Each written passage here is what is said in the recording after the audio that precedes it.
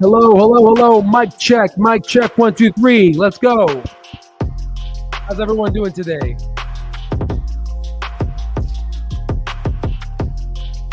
Mic check. All right, so this is going to be one of those late videos. I wanted to go ahead and discuss an important and interesting topic, and also a video that one of our members from our stock terminal and mastering stock market course went ahead and brought up. And I believe it's an important discussion. I went ahead and created a list that I think will definitely help you, because a lot of people in this lifetime, they want to be financially independent. They want to be, the proverbial kind of, be free and just unshackled. And I find it interesting, especially this topic, because I believe it's a mentality first before the actual money. What I mean by that is you've seen a lot of these stories where you got a couple people that go in and get a whole bunch of sum of money, let's say, for example, the lottery, and they lost it all because they have bad spending habits, because, they're rich, but they're not wealthy here, right? There's a difference, right? So we're going to go ahead and just kind of introduce this. There was an article posted 13 hours ago that on Saturday, Berkshire Hathaway, again, Warren Buffett CEO, they posted a record operating profit of $35.9 billion of net income, right? This is bottom line net income, which is really good, right? So if you go through all the comments, and I selected a few comments that I want to talk about, you have essentially someone saying there's no such thing as a good billionaire, right? Well done, bro. Do your greedy thing. All just a game, right? And they should be proud while the world burns and millions starve. Bravo. And just you get these comments here, and it's just interesting. And you kind of have to ask yourself here, why does the poor hate the rich? And why is it like that? And what it comes down to is programming. Everyone who's watching this video, and including myself, we've all been programmed by the powers that be, the media, the school system, the educational system, your Aunt Sally, your parents. You've all been programmed to think a certain way. And unfortunately, you're going to have to update your programming and update the way you process information if you want to do things that are extraordinary.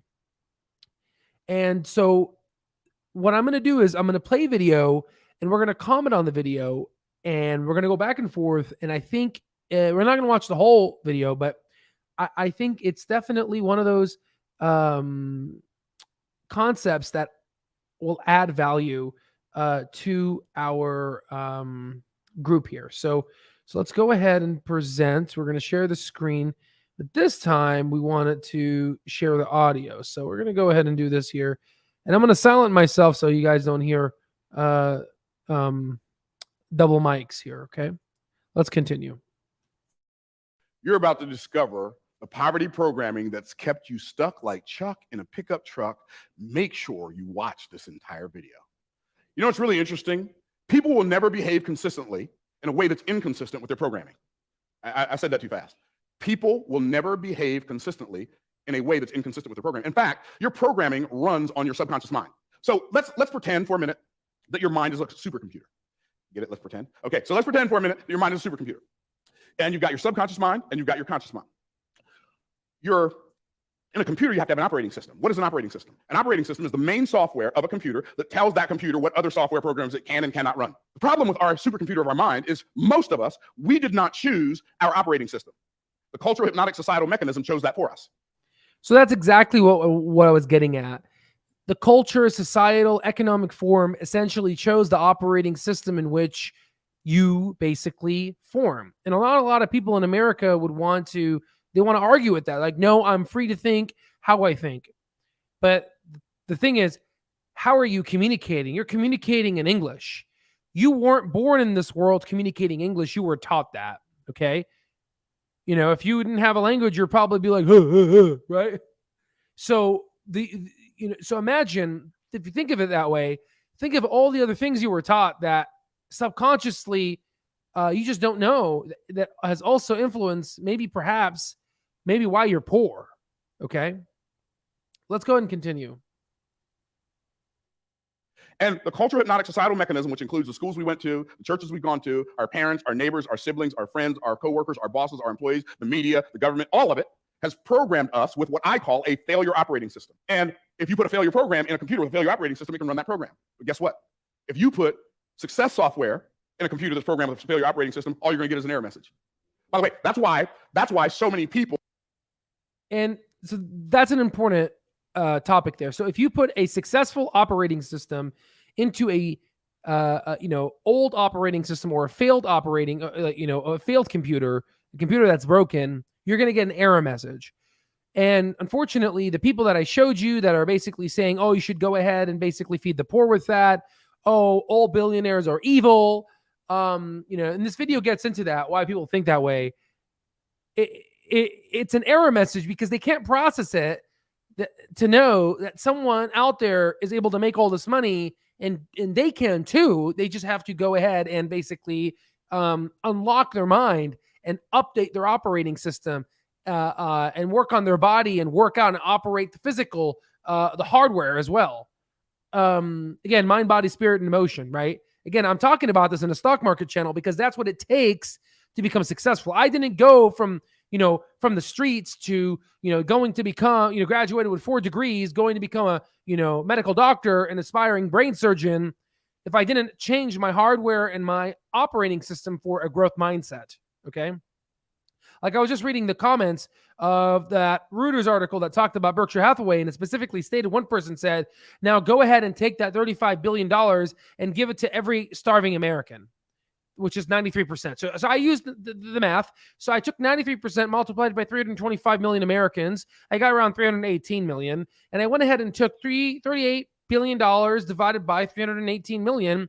So that's approximately $100 each person, right? But then that would be communism. That would be basically against the norms of what we are as a society. But if you were to talk to this person, they would say, you know what?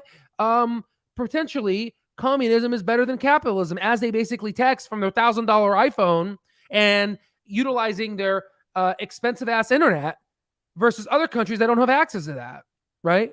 So again, you could see the fallacy in their thinking, in their ideology. And I hope the people in this video start to notice their own fallacy and their own biases, because once you do that, you'll be able to grow.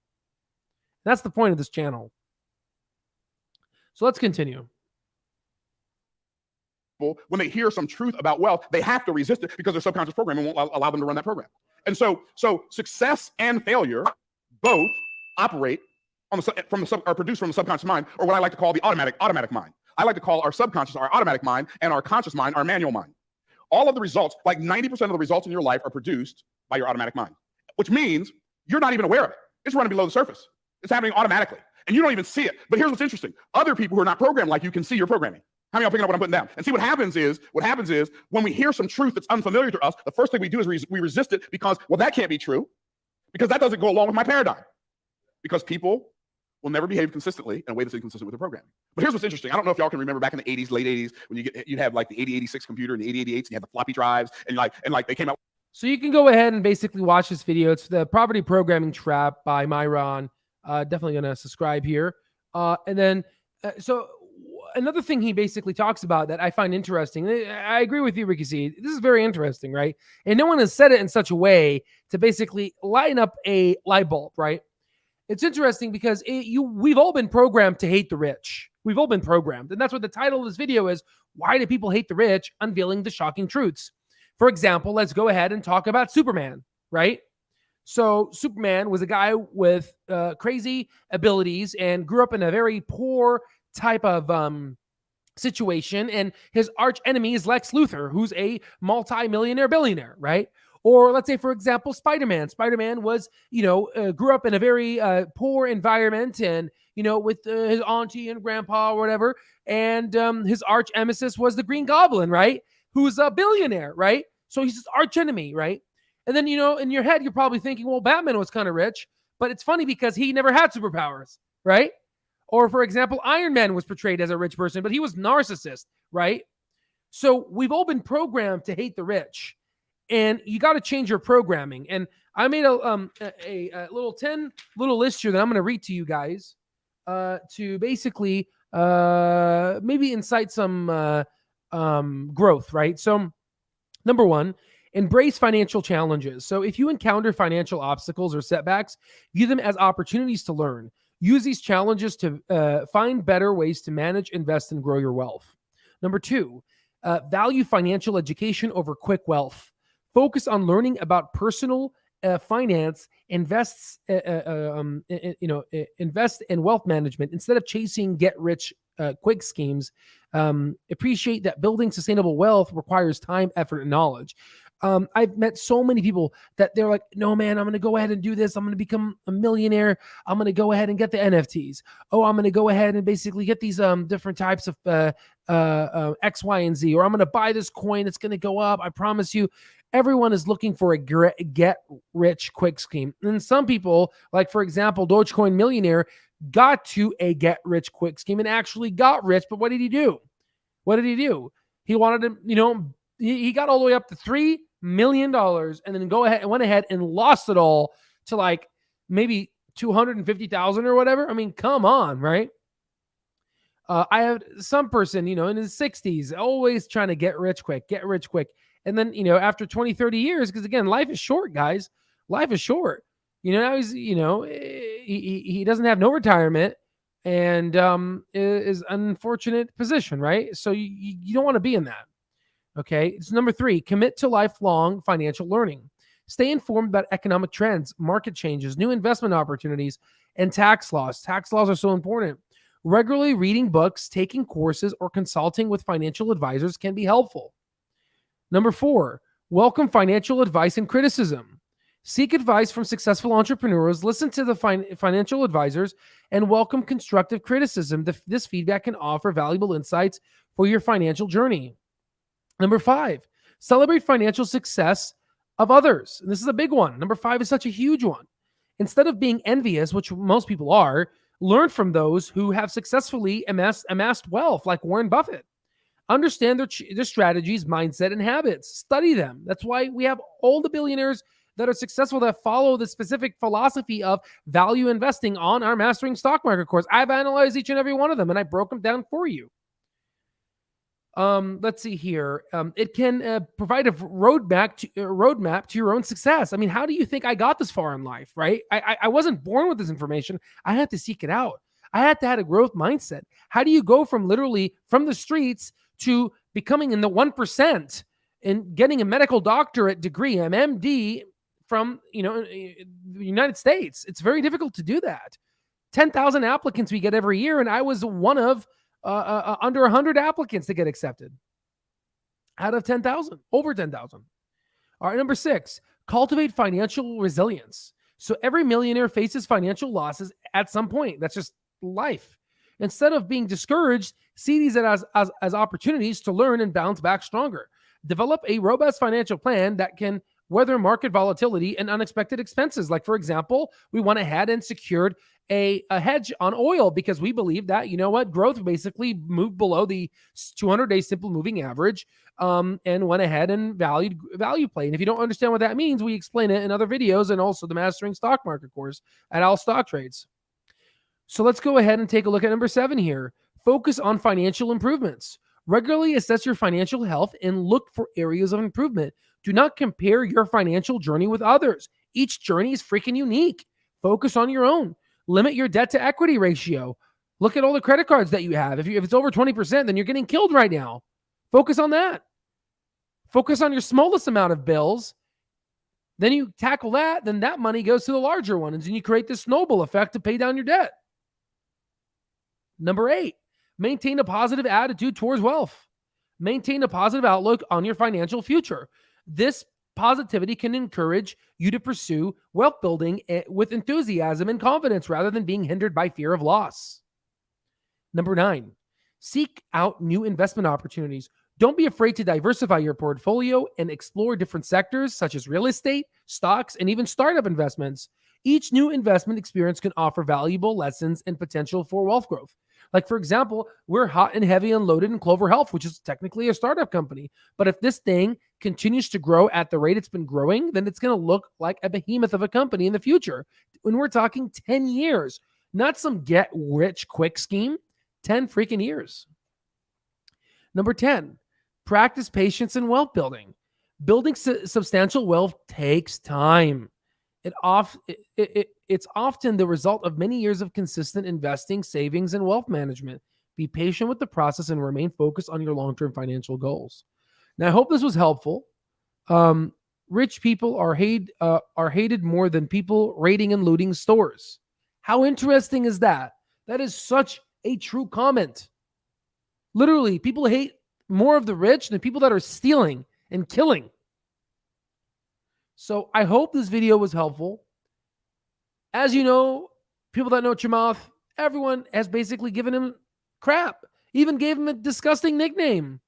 It's just interesting how much resentment people have.